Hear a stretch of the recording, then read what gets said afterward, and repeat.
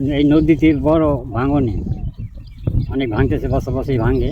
হ্যাঁ, আমরা কৃষিকাজ করি, প্রায় ভুট্টার চাষ করি। ভুট্টার অনেক খরচ, ওষুধ পানি সার। হ্যাঁ, যা কামলার দাম বেশি। ভুট্টার বীজ 1000, 1100, 1200। হ্যাঁ এই যে পদ্মার ভাঙনের ফলে আপনাদের কি বাসা ভেঙেছে? হ্যাঁ, এটা কবে? অনেক দিন আগে 40 বছর হলো।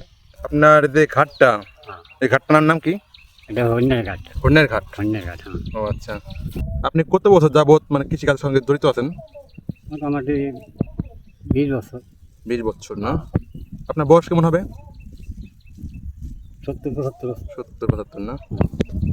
হুম। অবস্থা পালাগো না মনে হয়। তা এখন পদ্মা নদী কেমন ভাঙছে, মানে ভাঙ্গা, অনেক ভাঙ্গা।